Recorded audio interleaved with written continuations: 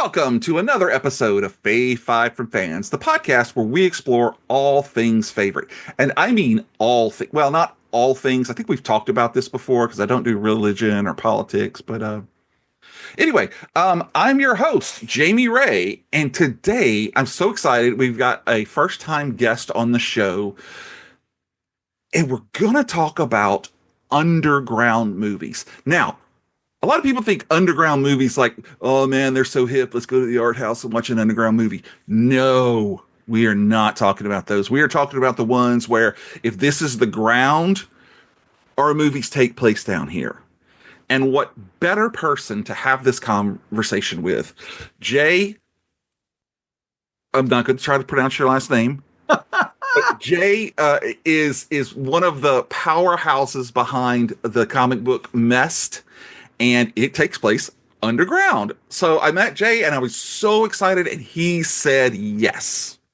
Welcome to the show, sir. Thank you. It is just Jay, like Madonna. That's all. Oh, No, what was I thinking? wait, we went religious. I said Madonna. Anyway, it's Jay Kalagayan. That's exactly how I would have pronounced it. I heard it in your head. So how are you doing, sir? I'm doing really good, really good. It's been a long year, a lot of great travels, a lot of great Comic Cons. Oh my gosh, yes. And I got a little bit of a break because family matters. My daughter is going to college, so I'm gonna take some time off from the circuit to take her to college. And so not an Urkel marathon. No, no. Okay, I got it. I don't want to do that list. I don't want to do that. That's family matters, you know. Well, we got to see each other there at Heroes Con, and I think we had met like the previous year there in New Orleans, and finally got to reconnect and you know get this down to go. And I'm really super excited about it. We're going to talk about your comic book and all the other comic books that you do, Mest, when we get to the break in the show, but. If you're ready, I am so ready to dive into your list. Now it's honorable mentions first, correct? That's right. Look at you, first timer. You already know. So honorable mentions are things that you just couldn't quite get into the 5 on your list, but you had to mention them, or maybe they're memorable and you couldn't go without talking about them. So if you have one, let's start with you. Yes, it is The Cave. The diving film. The Cave. No, the Plato. No, it is. It is the diving film. Okay. Plato's The Cave. I hated that in philosophy. No, I'm just kidding. It's The Cave. Yes, the diving film with Morris Chestnut, and it has a great multicultural cast. It has Daniel Kim, it has Piper Perabo, and they're all seem qualified and. Oh, it just does not deliver as much as you want it to. No, it doesn't. And I watched it too, and I thought the same thing. It's an older movie. It's from 2005, so that is correct. 20 plus years ago. But I thought they really pulled it off too. I mean, I watched the whole thing. Same. Aside from Fried Green Tomatoes, there's probably no movie that I've ever walked out on. Oh no. Well, actually, let me rephrase that. I've been trying to rewatch Piranha from 1995 with William Catt and Alexandra Paul. I'm on like my 4th night, and it's just so hard. But anyway, that's a whole nother story. Well, I mean, and the cave has exactly what you would want in a good combination. It has underwater diving and tunnels, and I hear stories about those kind of things, and it just freaks me out that you could run out of air in the tunnels, you can get lost in the tunnels, and you got no air. I mean, just these crazy situations, and then they get to the cave, and I've in my research I've seen a lot of different systems and cave discoveries underwater, everything like that, and I love the idea. It's just there were just elements that I think could have been done a little differently, or the CGI wasn't ready yet, or those kind of things.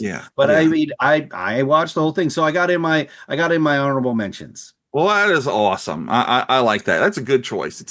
It's not one of mine. And as a matter of fact, we're going to start my honorable mentions off with, of all things, a rom-com from 1999. And I am talking about the movie Blast from the Past.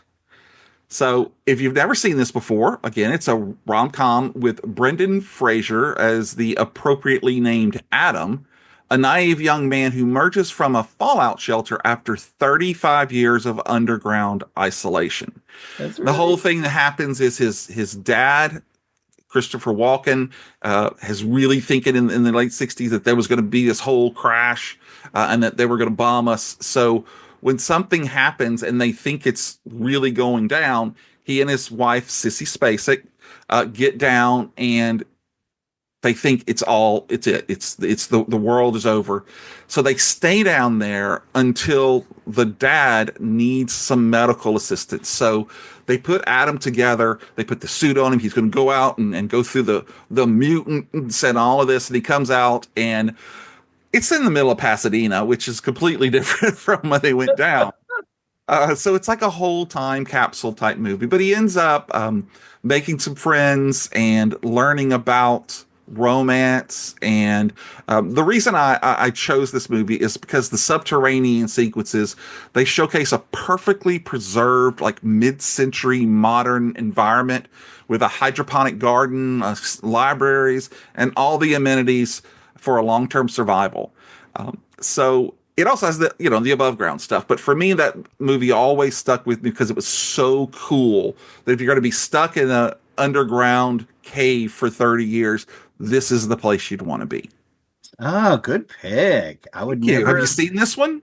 I don't think I have seen. I saw it a long time ago. I didn't think Yes. we could go rom-com with this list. You can go anywhere you Very, want. Once you get into very those cave good. systems, they go all over the place.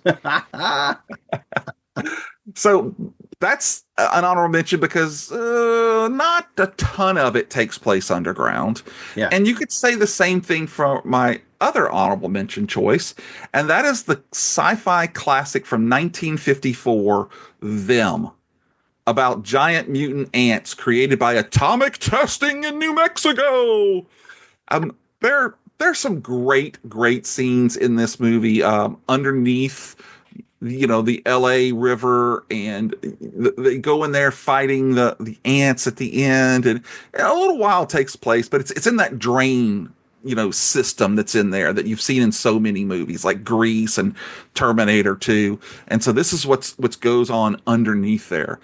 And again, these subterranean scenes, they can create a claustrophobic environment. And the characters are trying to get there. They're going in different. Some of them are walking. Some of them are driving trucks. It's super dark. And then you get that sound that the ants make.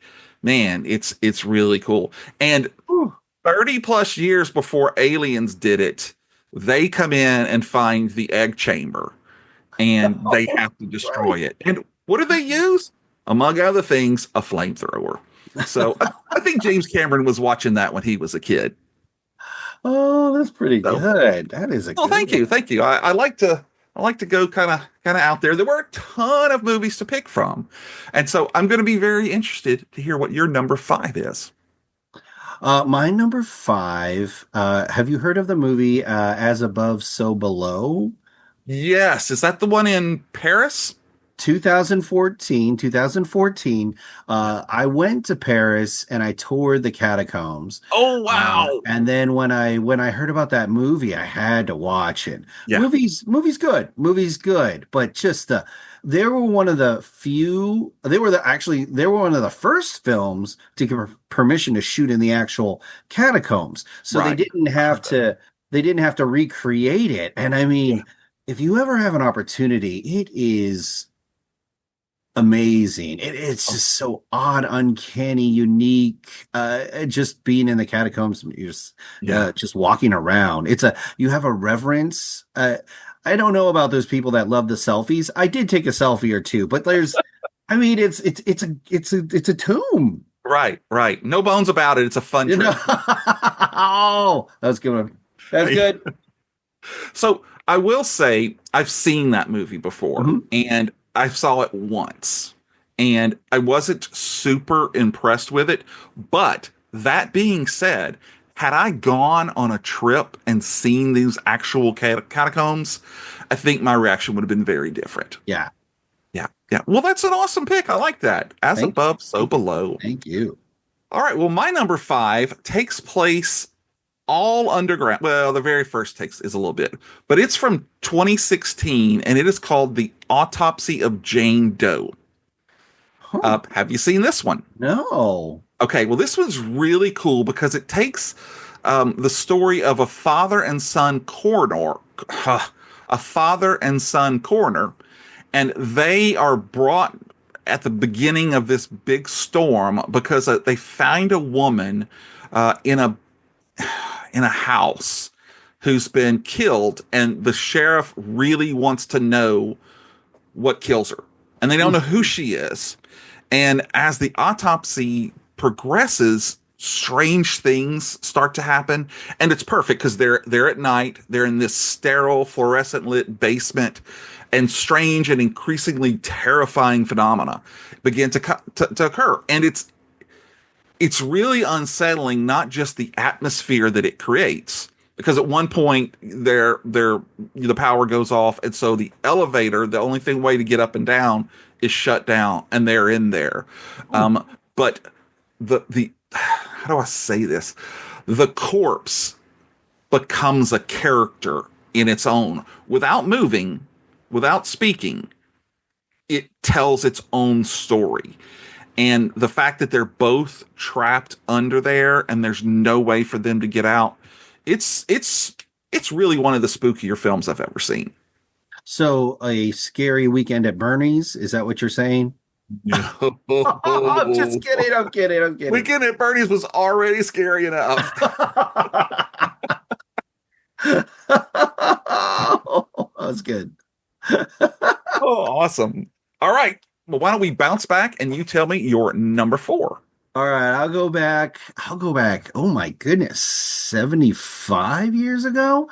I don't watch as much black and white, the classic films as I should, but this one especially came up in my research. The Third Man, 1949. Yep. It's post World War II Vienna, and just all the scenes with Harry Lime evading capture, and he's running through the Vienna sewer system. Right. It was a mix of, they had some sets, but they actually had him running through some of the sewers, and Right. they even have a tour of it.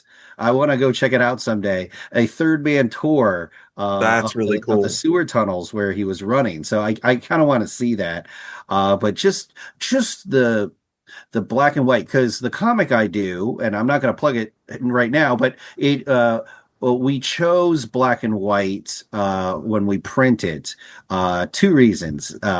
Number one, it's cheaper, and number two, there's a moodier feel that works for this the sewer tunnels that our my comic book takes place in. Yeah. So Yeah. Third Man was really good research for that.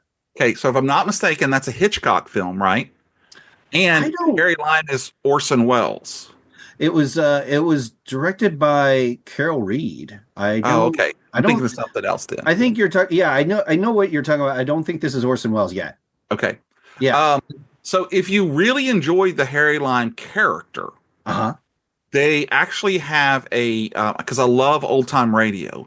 There's actually an old time radio, and it is Orson Welles, because it was the Orson Welles Players, that takes place before the events of the Third Man. So he travels around the country, Okay. evading police and pulling off all of these different capers. And I've listened to quite a few of them. And if you like that movie, you'll probably enjoy that radio broadcast. And yes, I apologize. It was Orson Welles. It wasn't Hitchcock, because you mentioned Okay. Hitchcock. That's why I was like, I don't think it was Hitchcock wasn't the director. I think I may be thinking of Secret Agent. But Orson Welles is Harry Lime. It's Harry Lime, yeah, because he recreates it in that series. So check it out. They're online. There's old time radio and old time mystery theater. I think both of them have them available. Okay. If you really dig it, let me know and I'll send you a link to it. Okay. Cool. All Thank right. you. Well, you haven't seen The Autopsy of Jane Doe then? No. Yeah. Mm-mm. I It's on my list definitely now. Oh yeah, I definitely suggest. Now, my friend Jeff will tell you that I have I have given him suggestions on some really crap movies. This one is not a crap movie. It is really good, really spooky, and very atmospheric. Oh, So, nice. Okay. all right. Now, having said that, my number four is not a great movie, but I love it. It is from 1980 and it's called simply Alligator.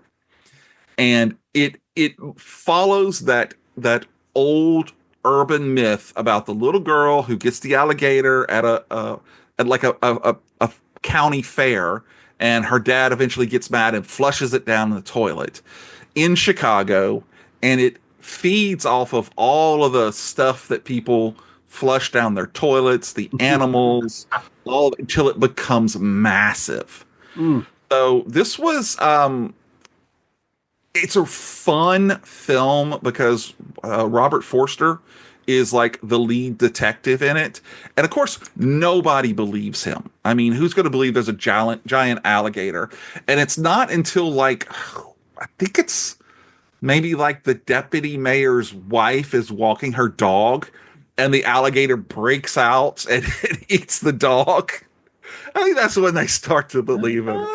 But it's a good romp. It is not a great movie, and Alligator 2, The Mutation, is even worse. And I double checked by watching it again last week, and I'm like, nope, that's not a great movie.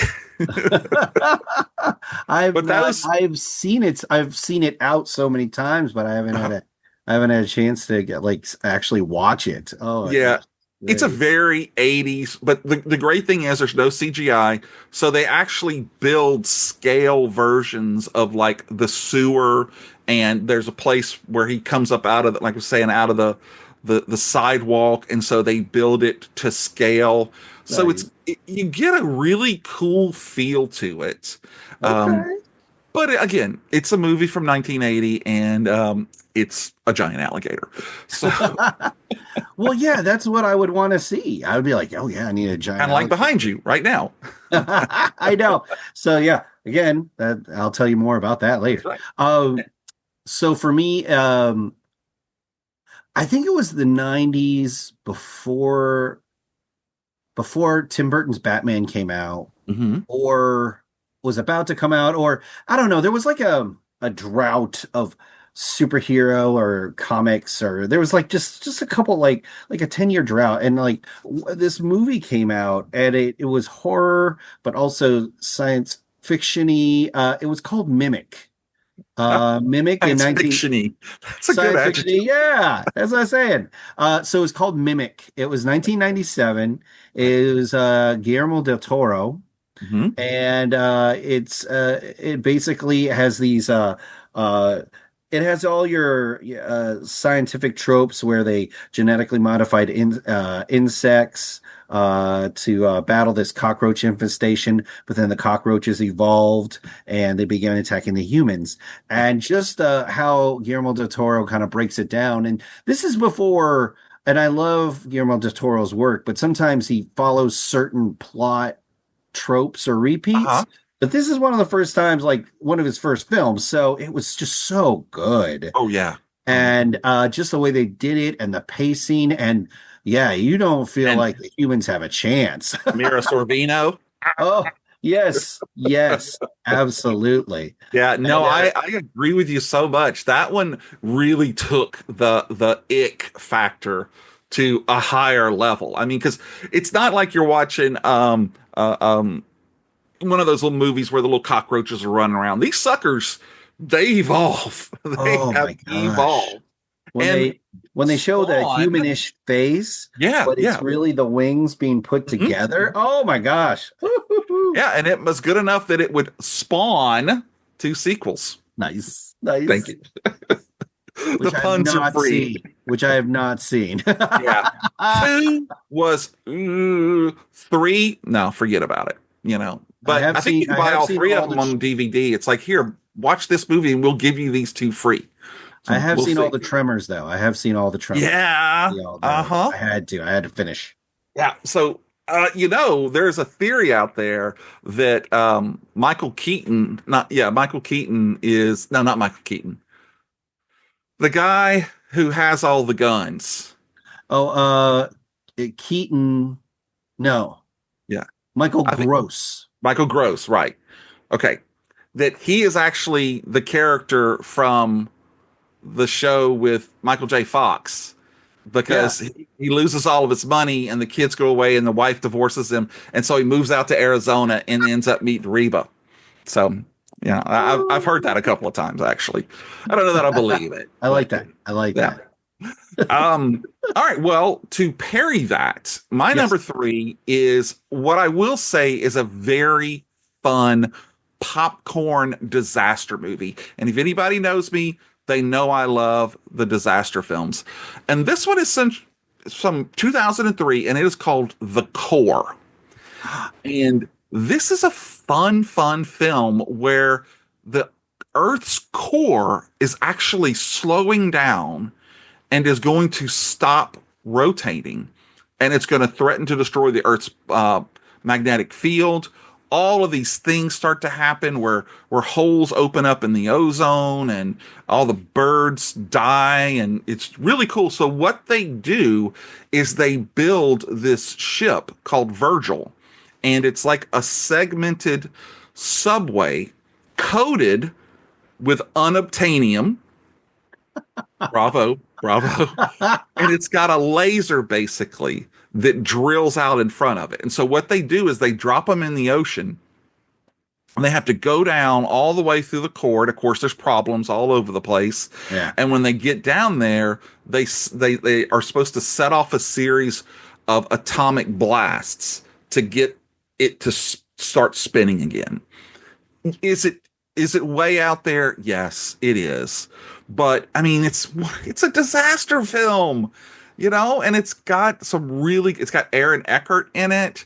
Yeah. It's got It's got an all-star cast. oh yes, all-star cast. And I mean Stanley Tucci's in it. And Lily loves Stanley Tucci, so saw it just because of that, if I'm not mistaken.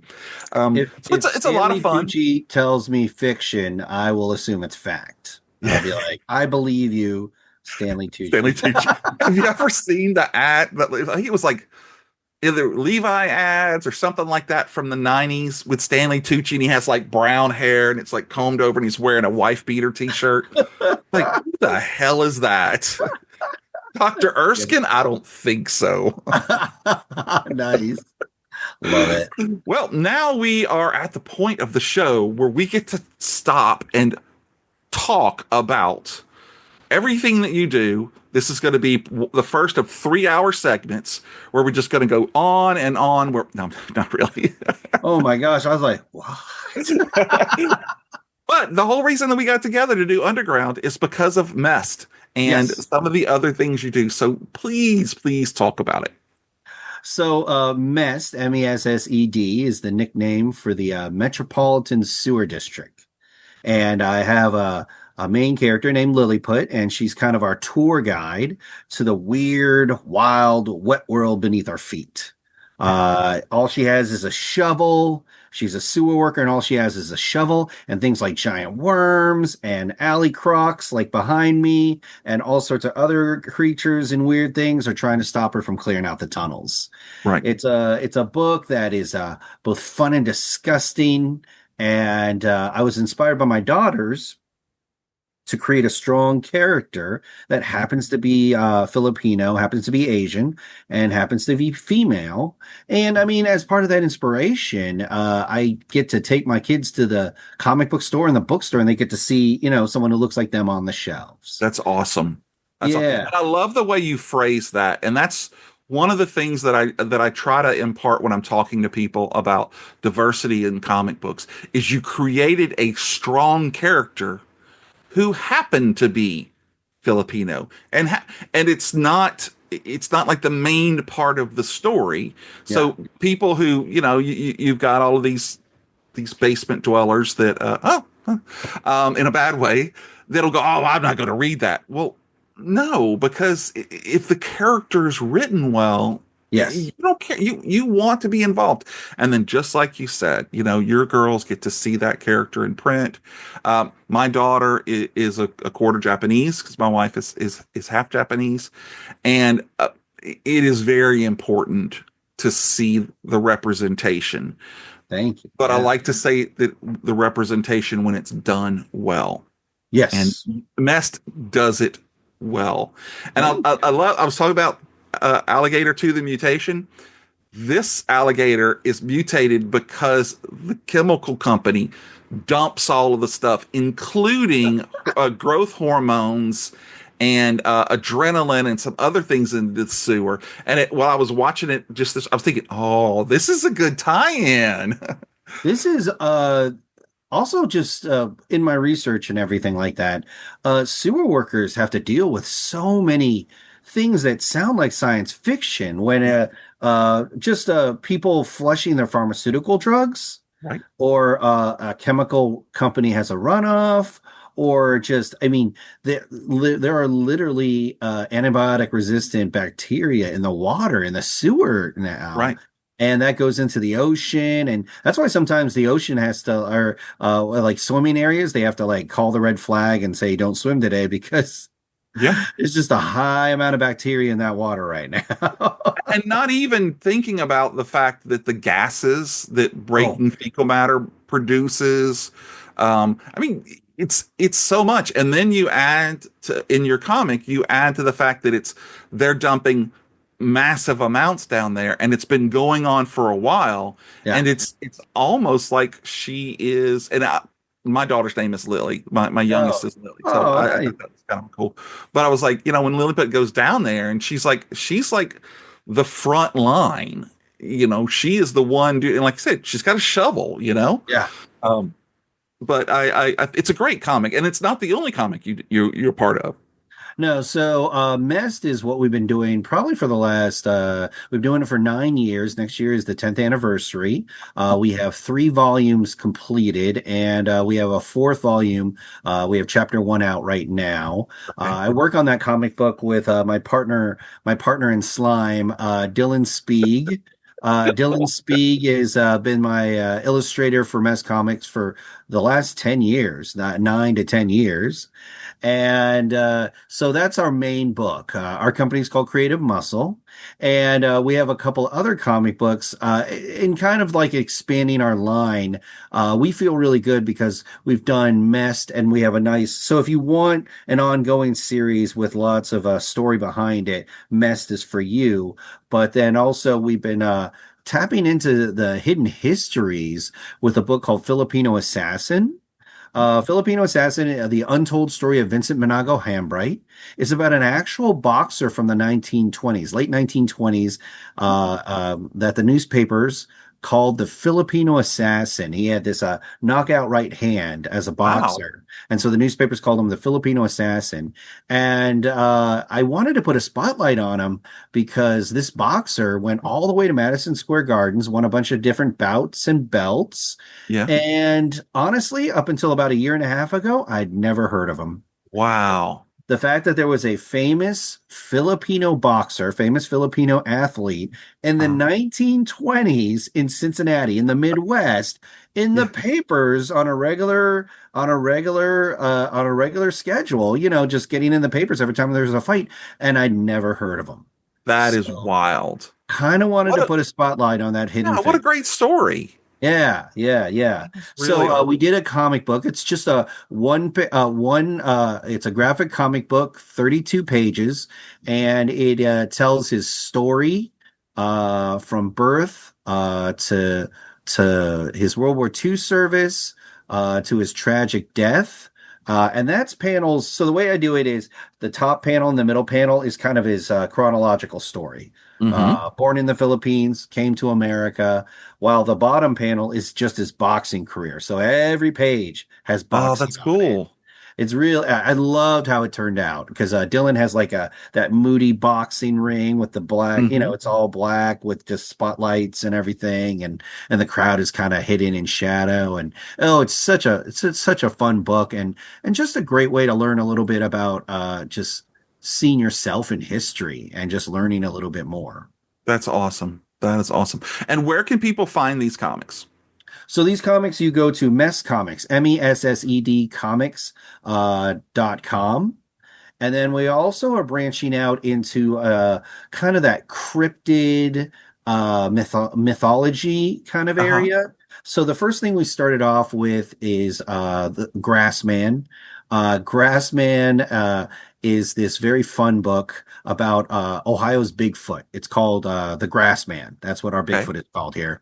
And Grassman, because of his name, is hired by a marijuana company to represent their edibles. He uses the money to buy a nature preserve. He does slam poetry with Mothman, Of course he does. and houses root endangered species. That is, And oh, Jamie, I'm telling love it. you, the best part is every page is like kind of like a Sunday comic book strip where it's all done in one page, and it's Okay. told in the old Hostess cupcake ad format. Oh my God. You remember the Seriously. cherry pies? Yes. Cherry pies? Yeah, yeah, yeah. Oh, It's in a one that page is, format where it ends with an edibles product that okay. he's representing. That's okay. I've got to get one of those. That is, I love me some Twinkies and Hostess ads. Oh my God. So good. Awesome. Oh, And all yeah. that again, you look down at the bottom, it'll be messedcomics.com. And you're gonna sell out, because I'm a huge I was number 91 in Hungary for I like a heard that. whole week I heard once. that. Yeah. Oh, Big in Germany. yeah, yeah. Hungry. That's why the flag, it's right there. They love me there. Well, this is really awesome. I can't wait to see that. Now, I got a copy of Mess 1 and 2, No, and I devoured them. I really, really liked the way, especially how you kind of had the write up at the back of it to kind of tell you, okay, what did I miss? What did I not understand in there? But it's also a story that you can just it's the speech is a little different because it is in the future and all of these things have developed that we're not conversant with. So I thought it was a very, very strong character.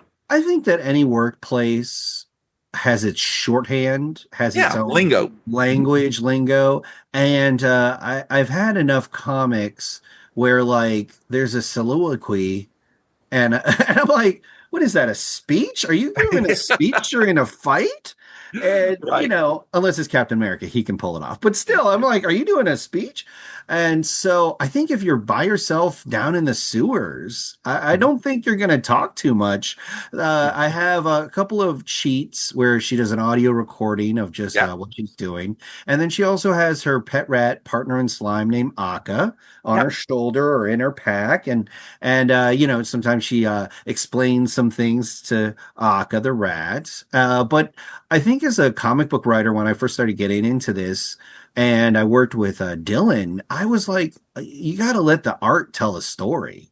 I Yeah. mean, it's a comic book. If it was a novel, if it was an audio book, I mean, it's the words. It's the words. I Right. get it. But I think when you're doing a comic book, the best thing you can do is be flexible as a writer, because sometimes your dialogue it's in the image, it's in the Yeah. illustration. let Yeah. let go let go Oh, But I'm also egotistical enough that I was like, I have all this research and things to say. So what you were talking about is I have her manager, nicknamed Fat Mucket. mhm. Fat Mucket has her manager files, and I Right. get to have her attitude, which is wonderful. And I get to kind of expand upon what happened. Yeah, and it's in a really great way because it is one of those things where if you love the comic and then you get back to here and you see and the way it's presented on the page, that's how it looks.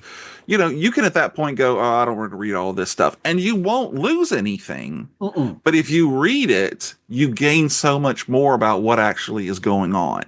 And again, it's very well done, and the use of black and white Oh yeah, versus having the colors on there. yeah. Again, I always say that if the story fits it, then you don't have to have all of it. And as a matter of fact, Underground, I think it'd be pretty dark, so you would lose a lot of detail behind you. So bravo on the black and white. Thank you, thank you, thank Mm, you. that's awesome. It was good enough for what was that? What was that under unknown book? Teenage Uh, Mutant Ninja Turtles. yeah, and then there was that Uh, the jogging, not feeling very well people. The Walking Dead? Is that Yeah, what you yeah, mean? that too. Yeah, those That's two. good. I mean, they're Not little feeling known good. titles, Jogging. but I love the fact that the That was turtles the had working machine guns. title. Jogging people not feeling good. That Yeah, was the working title. but then AMC got involved, and whatever. That's Some good. suit decided to change it. No, but That's good again, stuff. that's messedcomics.com, That's and right. you can go and buy everything. I've already promised him that the whole podcast universe army is going to get behind you, so you'll probably get at least three orders, maybe four. Nice. You do ship I'm to gonna Hungary, sweeten right? I'm gonna sweeten the deal. I'm gonna sweeten the deal. You go to messcomics.com right now, and there's a tab that says free comics, and you can read digitally the first 3 seasons of Mess Comics digitally. And Sweeten. sweet. Molasses. Well, awesome. Well, I think have we covered everything? Well, I have one more book if that's okay. I can tell Lay you it about it. on. All right. Sir, go All right right. I ahead. wasn't sure. I We're wasn't not sure if recording you this want to save anyway. it for the end. Yeah. Okay, so there's one more horror book that's out now. It is called Dr. Skin Tag. Dr. Skin Tag is about a Filipino vampire, a Filipino aswang. That's what we call him. What are they called? Aswang. A swang. Yeah, that's a Filipino vampire. And it's about a Filipino swan that works at a free skin clinic and eats skin tags to survive. Yeah, I said it. Oh my God. So not the Comic-Con you and I met at, but Uh-huh. I think it was Cincinnati. And this customer walks up to me and he's like, you're bleeding. And I'm like, what? And I touched my face and there was there was blood. Yeah. And I'm Filipino again, we get skin tags. And there was one near my eye. And heck no, I'm not going to go to the doctor and have No. it burned off No. near my eye. Uh-uh. No. So it kind of got a little big and I was rubbing my eye and I think I rubbed off a chunk and it was bleeding down my face. Wow. So I Wow. went to the bathroom. It clotted up really nice, and the customer was still there when I got back because I think they were worried about me. But like that Yeah. was a true Aw. story. And in my brain, I was just like, "Well, what the heck?" I was like, well, "I wonder if a vampire could survive on this amount of blood." Wow. It's cool where stories come from. Absolutely, absolutely. Wow. So And that's so is Dr. it Skin called? Tag. And Rylan Jose out of Chicago. They are an amazing body horror artist. So if you get Oh, a chance, check out the book and then check out their videos on their Instagram. Oh, that some is great body awesome. horror. Okay, and say that Instagram handle again. It's Rylan Jose, and it'll be linked via my page. My Okay, page. cool. And we're gonna have a whole page at the end of this with all your socials and links and everything for people to be Absolutely. able, and it'll be in the show notes. Absolutely. Awesome. Dr. Skin Tag. I like that. I've actually had some before myself. And I know you're looking at this face going, wait, an imperfection? I know, but it's happened. It's happened. Well, Right. it's just getting older. It's just getting older, you It know. is. It is It is. and like your body just gets grosser. I mean, it wasn't oh yeah. Yeah. I'm with you. I'm with you. All right. Well, this is the part of the show that people worldwide sit on the edge of their seats Oh, waiting for. I like it. It is our penultimate selections. These are the number twos, and I think I am ready to hear yours. All right. Number 2, which is appropriate. The Okay. Texas Chainsaw Massacre 2.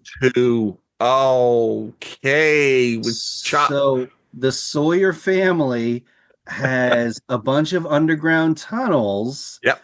kind of like a macabre murder theme park. And it's just, I was rewatching it and I was just like, the design elements. I believe it's Carrie White was the production designer.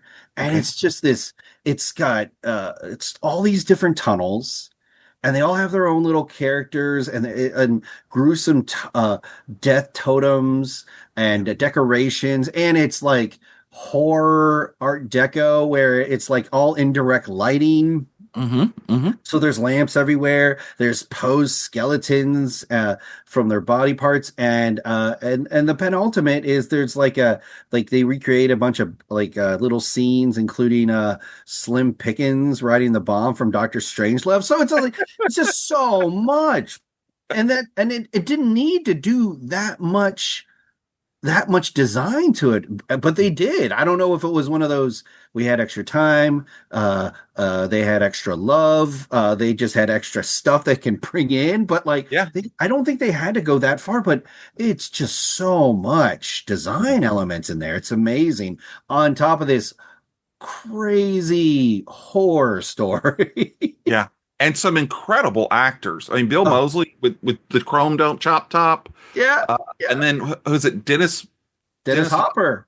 Yeah, yeah, with the sheriff with the chainsaw. It's it makes, and again, I don't know anything about the actual production of it, but it does make me think that maybe it was because the first one was done so low budget and was so popular, they felt that they really had to do so, because they did two and then of course three with Matthew McConaughey and Renee Zellweger just just goes off the rails. So I think that's probably one of the reasons why they waited to do a reboot and have kept it kind of in that dirty, simple type genre there. But oh, that's a classic, man. That's a great pick. I Thank you, like thank that. you, thank you. Yeah. All right. So most people have never heard of my number two, much less did they know that it's a prequel to the 1990 smash blockbuster Home Alone. I've piqued your curiosity, right? Let me explain. I am talking about the 1984 movie CHUD, Cannibalistic Humanoid Underground Dwellers. Yes. It's a low budget horror film about cannibalistic humanoids terrorizing New York City from the sewers.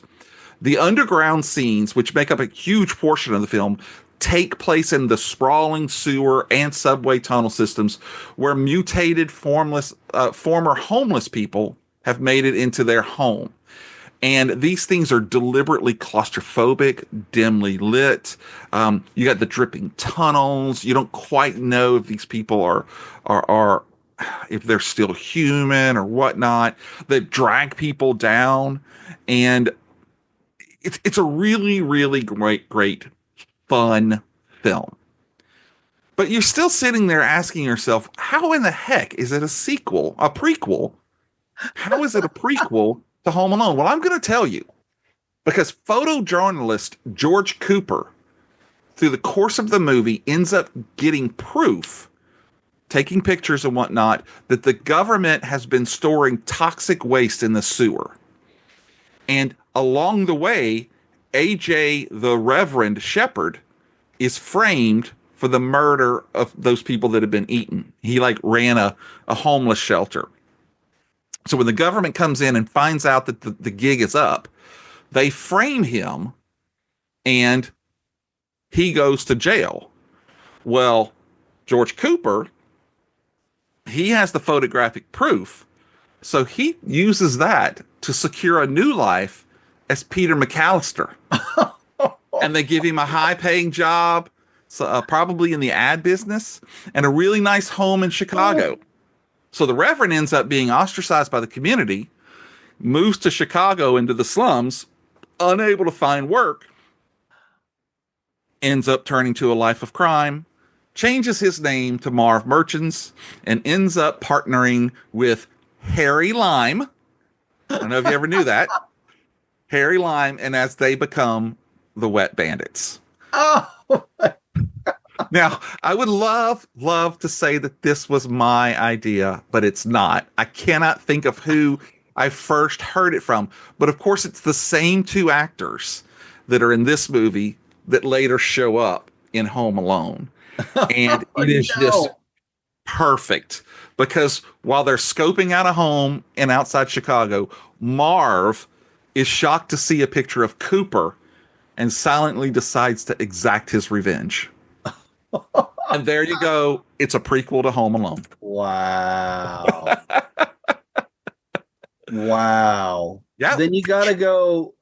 Can you go further? Can you go like after he served his prison time, he becomes a lawyer and then he does My Cousin Vinny? I mean, like, could you do I'm thinking no, I'm thinking because that's Harry Lime. Oh Yeah, you yeah. could say yeah, but there's also a thing where there is a way I guess you could do it where you say that Marv decides to chuck all of it and move out I guess more east and joins a ranch, a dude ranch, and starts City working there. Slickers. I could do, man, I could do this whole, There's a lot of that's a lot of red string. That's it. That's a lot of red string. That's a lot of red string. Okay, Oh, that's good. but Chud's a fun movie. Chud's a very, very fun movie, and I would definitely say if you have some time to waste, give it a watch. I am impressed up until now that we have not crossed movies. That's Same, impressive. me too. That's me too. And there's impressive. a big list of underground movies that we had to Yes. choose from. Yes. So now, as we get down to our absolute favorite, are we going to have a match? I don't know. I think there is a actual really good chance that we're going to match on this one. This one's so good. Huh? All right, so I'm going. Go for Number it. one. Number one. one. Okay. I was worried you would pick this one earlier. The Descent. Yes. Yes, We have a match. We have a match. Yes. British horror film written and directed by Neil Marshall. 2005. 2005. Group of women explore caves, and we go from New York and CHUD. We go to North Carolina. Although, admittedly, because I am from Cincinnati, or I live in Cincinnati, I thought for a split second it was Kentucky, because Kentucky has a number of cave systems and coal mines. I've actually been through some of them. Yeah. Not cave diving like that, but like big ones with lots of room. And I've actually gone underground water canoeing in complete darkness with this. I'm sorry, I don't mean to interrupt though, but yes, no. I'm very conservative. When I go into caves, if there's a sign that points a certain direction, I'm going that direct. I am not going off the path. I'm not, right. Especially after you watch this movie. So they go off the path, and like way off the path, and they are not alone. And there's these underground predators that just happens to have a taste for human flesh. Yep, and blood. I love it because when we were talking about strong characters. This group of cave explorers, they are all strong characters. Yes, they happen to be women, and they have that in their backstory, but they are not waiting to be rescued. They are fighting as much as they can. And the use of darkness, the just and red. Oh my gosh. Oh good. It's such a great piece. It's claustrophobic. It's got everything in it for a fright. And I mean, when they're in that larger cave, spoiler alert, when they're in that larger cave and there's like an extra person next to them, and I'm like, well, that dude don't look right. Yeah. No, I'm with you. I love. Okay, so we have to talk about the beginning of the movie because it had one of the most unbelievably unexpected twists. I mean, you're not 2 minutes into the movie and you just what? Oh, and then the rest of the movie starts. Yes, and that one has stuck with me. That's stuck right here in the brain. Yeah, for me. Yeah.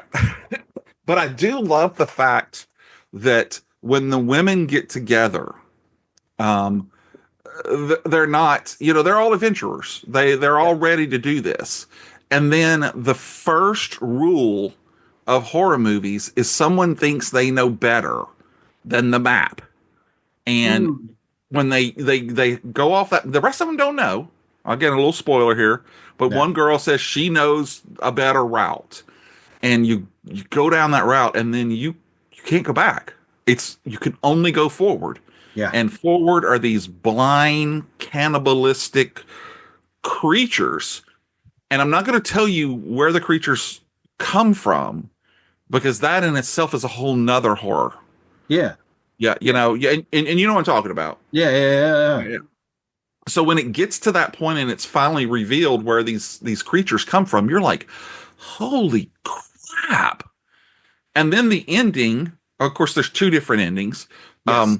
But just, I mean, it's just, I love it. I cannot agree more that it should be our favorite underground film. Yeah. And, okay, Mm. we have to talk about Neil Marshall because in 2022, I don't know if you've seen this movie, but it's called The Lair. And it is also about another strong pilot who happens to be a woman. Ah. She's an RAF pilot named Kate Sinclair. And while flying a mission over Afghanistan, she gets shot down and takes refuge in an abandoned underground bunker. Have you seen this one? Yes. It's on Yes. Shudder. Yeah. Um, it takes a place a lot of it underground, but it's really a true like monster movie. Oh yeah. I really, and again, same director, gave you that really great atmosphere. It's it doesn't build it the way Descent. I don't know any movie that builds it like Descent does, Oh. but it was a lot of fun. So if you have Shudder, I would definitely tell you to find both of those films and do a double feature night. Oh my gosh. And I can even imagine, the people with the widescreen TVs and the sound systems Uh and, huh. pitch black that room. And wow, I can't even Yeah. imagine that Yeah. experience again. Oh my gosh. If you watch it for the first time, I would Yeah. definitely recommend it. It's so good. And I think it proves the what aren't we seeing? Right. What is hidden? And Yeah. And your I brain fills think that in. yes, that is the best is that makes every story even more scary. Like Alien, how much time is there an actual alien on screen? Not that Yeah. many minutes. Uh-huh. So it's like it's your Jaws. brain. Jaws, same thing. Yeah, Yeah. exactly. Yeah. Yeah. So, lots of other movies that we didn't get to talk about. Um, 10 Cloverfield Lane. Oh, Excellent use of underground, another bunker. Um, One of my favorite movies of all time, Metropolis, has oh, just a great, great whole underground of the city. They're the heart of the city. Uh, Journey to the Center of the Earth, no. where I actually learned what the middle finger means. Um, because at the end of the movie, there's a guy laying and he's like pointing and it's his middle finger. And I was like, oh, mom, look, and she was like, "Ah, blah, blah, blah." I was like, oh, sorry. Mine was I wasn't sure to mention it because it's a TV series, but it's so good. Have you ever watched Silo yet? No, but I've only heard good Oh, things about it. so good. Rebecca Ferguson just can can do anything, and she's Yeah. so good in it. Oh, yeah. So yeah, Silo is just phenomenal. And then like I was thinking about this for honorable mentions. So Aliens versus Predator, the Yeah. first crossover where they're down in the Mayan temple or Right. Aztec or Mayan. I apologize, I don't know which one it is, but it's ice cave. Aztec Mayan temple. I'm like, how do you put all these kaleidoscope of things together? Good God. Yeah. But Yeah. and then you got Yeah. Aliens versus Predator. I mean, good God. Good God. One that almost made my honorable mentions was Die Hard with a Vengeance.